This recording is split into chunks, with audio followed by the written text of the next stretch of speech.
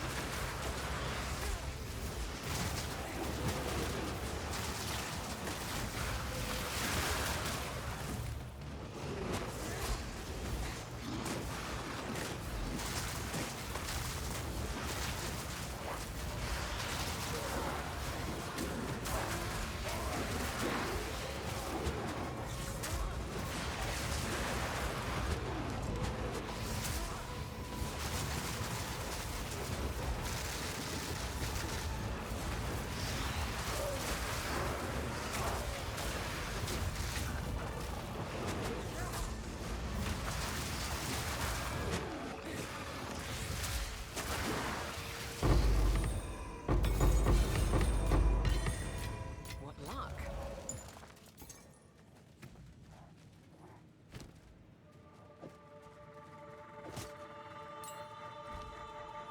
We that dreamed. We in nightmare. We that are one. We tire. Spread forth. She of fulgent motion.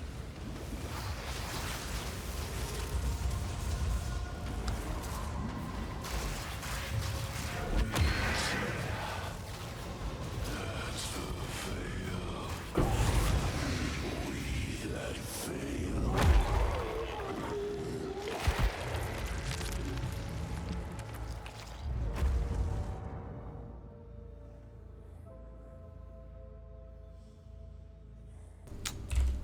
Hi, this is Bay here, and this is an update. I have done a few more optimizations for this build. I've corrected a bunch of things I think were incorrect in the original video, because I made a few mistakes here and there. But you know, that's normal. That's part of the building experience. Sometimes you're just wrong about stuff, and you don't know until like you test it out. So first things first, you notice the update is I am walking around does not decompose corpses or my minions. So that gives me a lot more control on when I want to consume them for decompose. So what happens is that right now when I move, then it decomposes. Oh yeah, this was a T5 or a +4 Xesht, just saying. It wasn't an easy one. Alright, so how does this work? What happened here is if you're using a martial weapon as a main hand, it doesn't automatically trigger your spells for some reason. And so that only works when you cast a spell and move. If you cast a spell without moving, I'll give you an example. Let's wait for them to respawn. If you cast a spell without moving, it doesn't count, right? So they don't get consumed. So you have to move and cast a spell at the same time, which gives you a very conditional trigger on this, which is a good thing in a sense, because then you can control how many clouds you want to spawn. You can control whether or not you want to have a lot of clouds in an area, or you want to save clouds, for example. Let's say if you're doing breach, like having all the mobs explode may not be ideal because you may not need the overlaps. So just having the control over this, I think it's much better than not having it. Secondly as well, by going a martial weapon, the Trench Timber allows you to get +3 to all minion skills, which means you get levels on both the Skeletal Brute as well as Sacrifice. So if you look at Skeletal Brute right now, I'm currently at 113k HP. This is not sacrificing any defenses. This is not sacrificing anything else. So yeah, very chunky brutes. Next, If you look at sacrifice, it is also level 32, which means you have like faster respawns on them, faster respawns on your brood. So not only do you have control over your decompose, you now have faster brood spawn, you have higher HP broods. So this is a net upside for me. The other reason why I've gone this is because I was using a shield to get evasion correct, but I was discussing with another guy and he said, you know, Wind Dancer is pretty much like the biggest boost to evasion you can possibly get, and you know, he's right, because swapping out a shield at this, my evasion has gone up.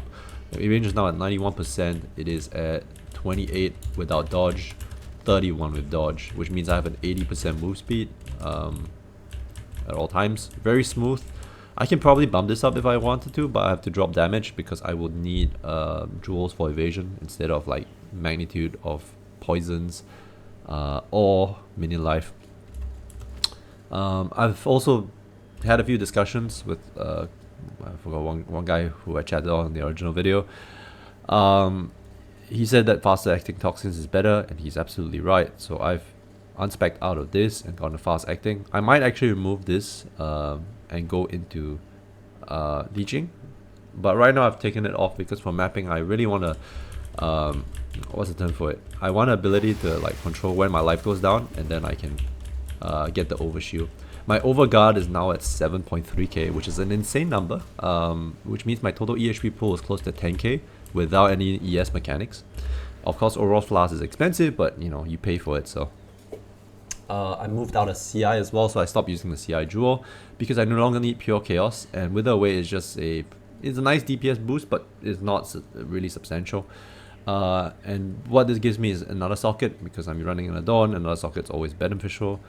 But the main reason for it is because I've moved extraction out of this Decompose. I'm now using it on the Eye of Winter, so I can just skip like point allocations here. And the reason for that is also this: when I cast this, it explodes the corpses. It also reduces my HP below max, and then I can press for the guard. Right, so I have a lot more control over this process, and I can allow for higher guard values because I'm in control of the process. What other thing? Oh yeah, so when it comes to links on Decompose, I've gone for Bursting Plague instead of Extraction, and now it's Concentrated Effect, Daily Poison Comorbidity. Concentrated Effect can be dropped for Spell Echo during mapping, just to get like more poisons out at a faster time, so you can just get more casts like effectively. And this is great because then it allows you to you know, have bigger coverage without having to do many actions. So why Bursting Plague? So Bursting Plague is quite interesting. I think what happens when it comes to Bursting Plague poisons that are pro-lift, which is like through Herald of Plague and through Pathfinder Ascendancy. You know, Pathfinder has a pro-lift Ascendancy here. So you have these two, you pro-lift the two strongest poisons. What I think happens here is the Bursting Plague is being carried over as well, which basically allows for chain proliferations across the entire screen. So if you have a situation where the poisons that you're building up are really strong poisons, they will one-shot all trash mobs like in the whole screen. So really good for breaches, I think. This is my guess. I'm not sure if this is how it works. I did tell this to Skadoosh and he said he would give it a shot. I think he did try it out. He said he spotted something interesting as well, but we haven't really conclusively said this is great. I'm going to keep this here for now. I think this is helping like clear a lot. As you can tell, I did the breach session, you know, within the timer, which is, you know, which tells you how good the clear is. I think in that case, yeah, I think there is a good strong case for Bursting Plague here. Okay, you notice I moved all the support gems out of Discipline. It turns out it doesn't work like Into the Breach, okay? It really doesn't, because Discipline does not affect you, so it doesn't really like I can't put Herbalism here and I'll get bonuses of it. So that was where I was wrong, so apologies in advance. But yeah, so you can't really use that or abuse it. It's not like Into the Breach. I guess Into the Breach is like the only unique thing here that allows you to do that. Yeah. Oops, did I just think? Okay. Oh yeah, yeah, then sacrifice usual, Skeleton Brute, I've dropped it to 3 just to have more reservations. Even though I have more spirit from this, I still need more reservations. Eye of Winter, Arcane Tempo, Extraction, Unleash, and Withering Touch. Despair has actually a really long duration because of persistence. It's like 30 seconds, so I don't know if I don't even think I need this, but you know, whatever, it's there. Plague Bearer is your primary clear skill. So interesting thing about Bursting Plague, I think, with Herald of Plague is it allows your Plague Bearer, I think, to prolife off itself, meaning that your Plague Bearer usually can't build up poisons for itself, right? But for some reason, running Plague Bearer with the Herald of Plague and this, I think, is triggering something interesting. So as long as I think this plague is being transferred over through heralds and through the prolife process, you will build Plague Bearer. So I actually like use this to clear and don't really have to rely on zombies anymore. I can just Plague Bearer run, Plague Bearer run, Plague Bearer run. Occasionally I cast Eye of Winter to pop the corpses so that I can maintain it. But yeah, I think Plague Bearer by itself can actually just clear maps. Wind Dancer, obviously, because of the extra evasion, extra mobility. I've done almost the same setup as my stat stacker, so very utility skills on it. Alchemist Boon, obviously, still needed. Leaf Slam is because you're using this, you can't use shield charge. And Leaf Slam is great for jumping over ledges and stuff. Leaf Slam also can trigger, I'll show you something. Leaf Slam can also trigger corpse explosions. So if you're stuck in a specific area, you can always like, oh, I should pick this up. If you're stuck in an area, you can always just Leaf Slam out and you will pop zombies and then you will create clouds. So it's a good get out of a shitty location situation. You don't need blink, I think. You can just do this. And the rest can just be managed with mobility and movement.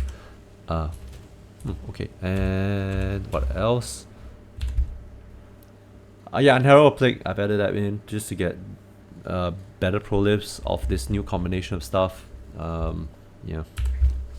I may consider dropping Sacrifice to get another +1 on the minion skills for the Trench Timber, but the +4 minion Trench Timbers are like 40 divines, 50 divines. Definitely like not worth it at this point, I think. So what I did was I bought a 3 level 1 and just corrupted it. If I got +4, that'd be great. If I didn't, additional socket would be great as well. So I got additional socket and I just socketed in Spirit Gems. There is some money making potential for Trench Timbers. You can buy a lot of them for about 5x each and just corrupt them. It doesn't really matter what level they are, because the +4 one is basically a lucky roll. So you have to land the lucky divine when you up tier. So you land the 3 and then you up tier to 4. Yeah, so just saying, like, you can make a lot of money doing this. I'm just too lazy. I've tried for a while, but camping it is a pain in the ass. I did make about, I think, 2 divines doing that because I got double sockets and I got like plus trees already cost like insane amount, like I think like 50k exalts or something. So you just buy them for 5 each and then you just spam socket it and spam Valobs and sell whatever outcome that that you get. What else? Tree has just been the same. Maybe a bit of optimization here and there by getting more jewel sockets. As mentioned, this is an Adorn build, so the more sockets you have, the more damage you do. Yeah, I might actually unspec out of this section and go back here because I think 40 magnitude and 20 duration is like pretty strong. So yeah, I don't know if this is worth it. Probably not. And I don't think I need the extra dexterity at the moment. I might need the extra dexterity if, for example, I drop dexterity here and then like rearrange some stats and get more rarity, but I think right now I'm at like 50 rarity, was it? What's my rarity again? 76? And I think 76 rarity is okay. It's not too bad. Alright, so yeah, pretty zoomy build. Decompose on demand.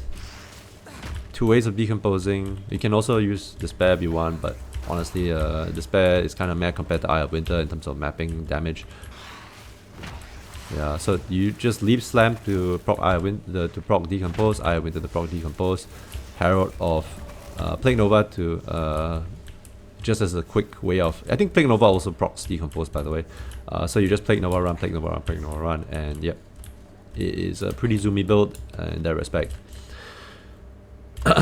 Okay, well, now that I've kind of finished my third build and min-maxed it like crazy, what's my plans next? I don't know. Well, let me show you something, okay? How many divines have left, actually? I think I have like 40 divines left. Okay, I'll be frank with you, I make a crap ton of divines a day. Oh, I have 30 divines left and still have the mirror left, but... look at this beauty. Ooh, okay, so, I mean, I was looking for a decent one, and this was 120 divs, so I bought it. I think the price of this will go up, it will eventually go up anyway, because this will always be in demand, but I saw this for 120, I was like, oh fuck, I really want this. It has like decent ES values, evasion values, it has decent resistances, it nearly maxed out on all the recoup. Oh.